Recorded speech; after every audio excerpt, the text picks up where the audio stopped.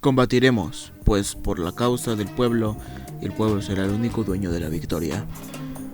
Considerado uno de los peores presidentes de este país, cuando en realidad la historia está muy mal al verlo como un villano, y a pesar de ser gran presidente, también fue un gran general. El día de hoy vamos a presentar una etapa crucial para la vida de Porfirio Díaz. Hoy presentamos Porfirio Díaz en La Guerra.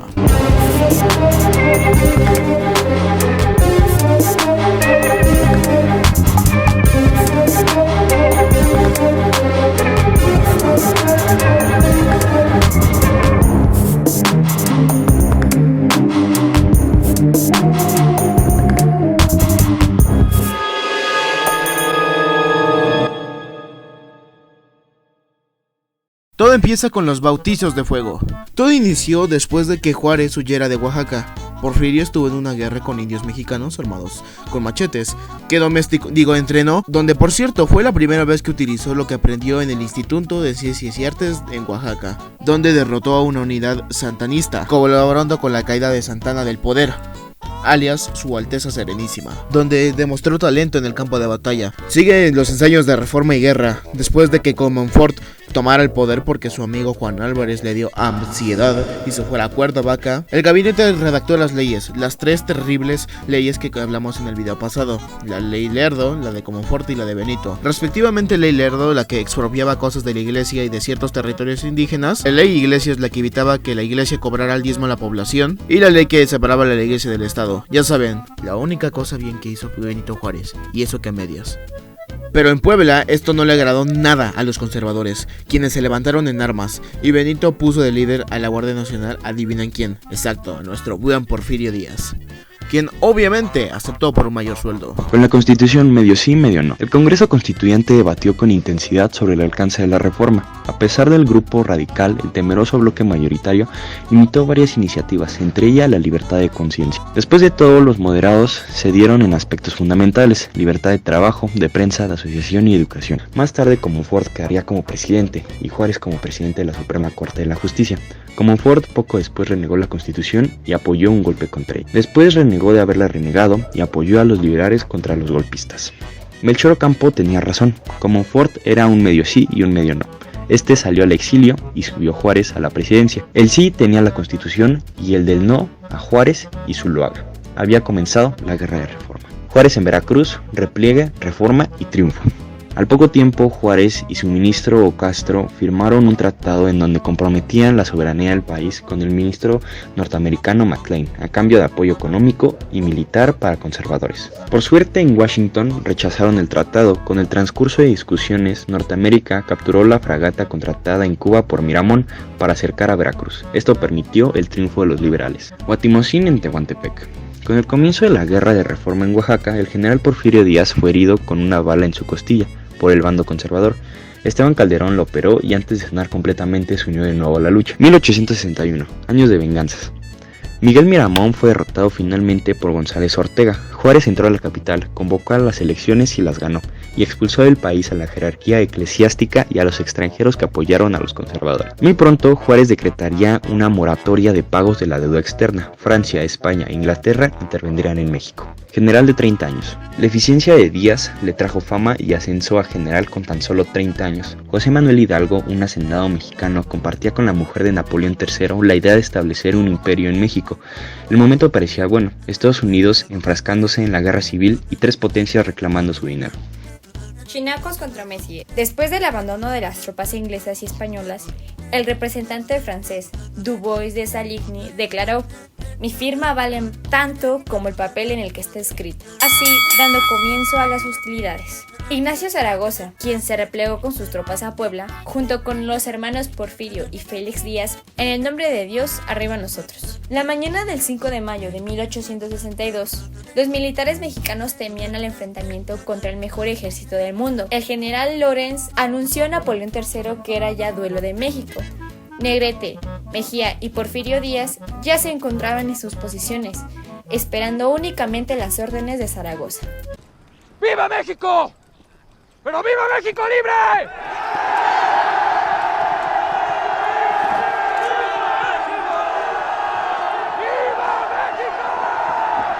Las columnas francesas avanzaron una y otra vez, pero fueron rechazadas. El general Miguel Negrete, que como Félix Díaz fueron conservadores, se levantó en su trinchera y dijo: en el nombre de Dios, arriba nosotros. Sitio y rendición de Puebla. Tras la muerte de Zaragoza, el comandante del Ejército de Oriente sería Jesús González Ortega. El pueblo estuvo también resistiendo por más de 3 meses, pero cuando se les acabó los recursos, con el acuerdo de los generales, Ortega decidió rendir la plaza y él mismo se entregó como prisionero junto a sus oficiales. Forey se enteró de la rendición y los obligó a firmar donde se comprometían a deponer las armas. La mayoría, junto a Porfirio Díaz, se opusieron, pero en camino a Francia, muchos de ellos, incluyendo Porfirio, escaparon, franceses en la capital, Juárez hacia el norte.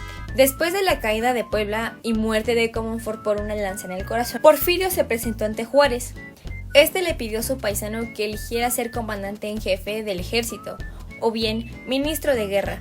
Sorprendido le dijo que no se sentía capaz de ocupar estos cargos, ya que aún era joven y no era capaz de ocupar. Tiempo después, Juárez le ordenó la reconstrucción del Ejército del Oriente. Su base estaría en Oaxaca. Era el momento donde Díaz sube al más alto grado del ejército. Por lo tanto, convocó a una asamblea de notables y ésta se expresó a favor de un gobierno monárquico en la que al mando estaría Habsburgo, las viejas pelucas y su emperador. Luego de que se cumplieran las condiciones para que Maximiliano llegara a México, cruzó el Pacífico en su fragata acompañado de Carlota. Pero al mismo tiempo, las actitudes cotidianas preocupaban mucho a los conservadores, ya que en la aceptación de la corona anunció que establecería instituciones sabiamente liberales. Ilusiones imperiales, dolores republicanos.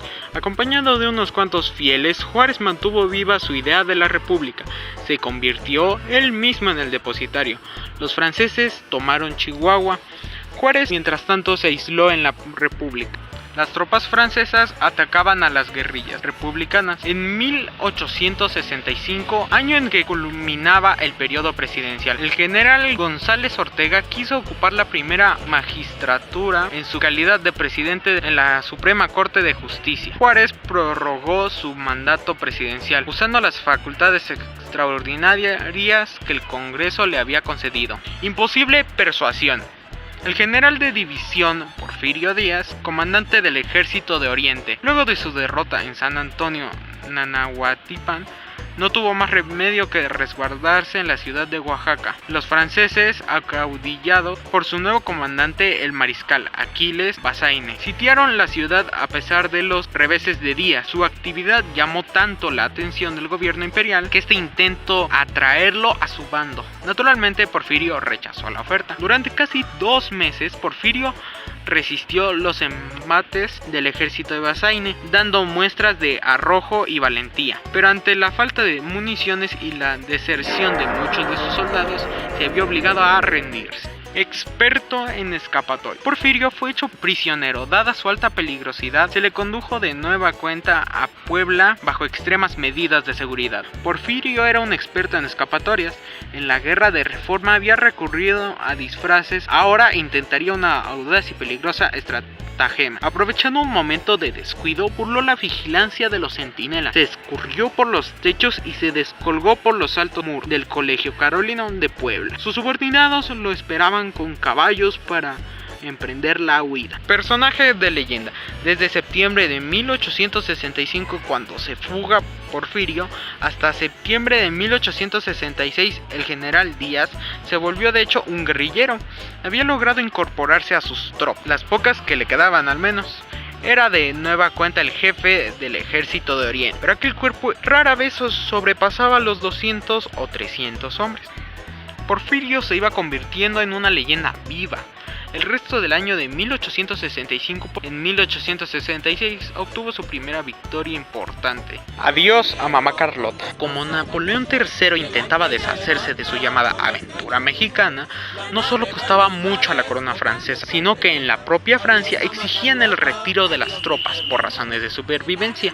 En Europa se empezaba a notar la presencia de Prusia, mientras que en América, Estados Unidos, se había dado fin a la guerra civil. A pesar de el asesinato de Lincoln, Maximiliano se concentraba más en el ceremonial de la corte que en los problemas que lo tenían amenazado. Sin embargo, Carlota se dio cuenta del abandono de Francia.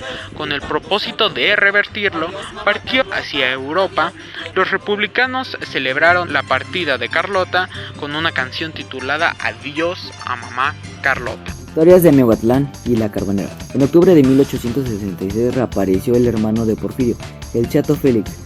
Con la dupla lista planearon un ataque para conquistar la ciudad de Miahuatlán. Al final consiguió un botín de guerra para sus tropas, pero se amargaría cuando Juárez le pidió fusilar a oficiales mexicanos prisioneros. Así derrotó a la Carbonera.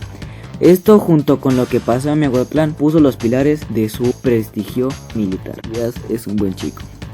Junto con su hermano Porfirio convertiría a Oaxaca en el eje de la guerra. Los imperialistas se rindieron, informó a Juárez, envió correspondencia vía Washington, quien lo recibió Romero, gran amigo de Porfirio, quien de paso le mandó armamento de contrabando y le envió su carta al presidente. Al enterarse de la recuperación de Oaxaca, Juárez le dijo a su yerno, Díaz es un buen chico. Díaz se reencontró con su familia en Oaxaca, donde aprovechando de que la hermana Manuela ya estaba muerta y de que su sobrina era legal, se preparaba para casarse con ella, ya lo sé, medio raro. Después se preparó para atacar la segunda ciudad más importante de México, Puebla. Sí, ahorita ya no. Jaque mate en Querétaro. Cuando los franceses abandonaban Habsburgo para ir a Rusia, así que Habsburgo desconoce a Juárez. El punto es que después de un relajo, otros soldados encontraron a Maximiliano. Un momento triste para los fans de la historia mexicana. Héroe del 2 de abril. Y camino a Puebla. Ya huele a codo negro, ¿no? Bueno, en la madrugada del 2 de abril, 13 hileras de hombres los atacaban. Y a las 9 Porfirio se alzaba con la victoria. Solo les costó que un amigo perdiera un brazo y que otro, una ametralladora, le volara un brazo, una pierna y un ojo. Y a Porfirio no le pasó nada. Al final retomó Puebla y solo fusiló a 20 oficiales. A los demás los perdonó. Ya sabes, ya tú sabes, mami. Sirviendo como una pequeña intervención y como dato curioso, antes este día era conmemorado por el gobierno de Díaz. De hecho, era un día festivo. Un día que actualmente podríamos faltar tú y yo de la escuela. Pero pues ya saben lo que pasó. Vieron a Porfirio como un villano y quitaron el día del calendario, borrándolo casi de la memoria nacional. Ahora ustedes lo saben. Que por cierto, el 2 de abril es mi cumpleaños. Continuamos. Toda en familia, Porfirio y su sobrino. Después de todo ese desmadre, lo primero que hizo fue escribirle a su sobrina Carnala, pidiéndole la mano. Ya, desde ahí empezamos mal. El 15 de abril se celebró la boda. Miguel Miramón dirigía también al ejército. Después de una inútil resistencia de Maximiliano, este se tuvo que rendir frente a Escobedo. A los pocos días, Juárez ordenó que se sometiera a Maximiliano a un consejo de guerra y, cumplidas las formalidades, se sentenció a muerte a Maximiliano, Miramón y Lobo. Fueron fusilados estos tres en el Cerro de las Campanas el 19 de julio de 1867. ¡Viva México! ¡Fuego! República restaurada, discordia entre oaxaqueños. Pero Porfirio no quería asaltar la ciudad. Mejor esperó a que se rindieran y en efecto soltaron las armas y se resistió a fusilar prisioneros. Bueno, ¿alguien me puede explicar dónde está el bastardo de Díaz? De hecho, creo que está ahí sentado. Claro, Porfirio, no podías estar en otro lugar. ¡Órale!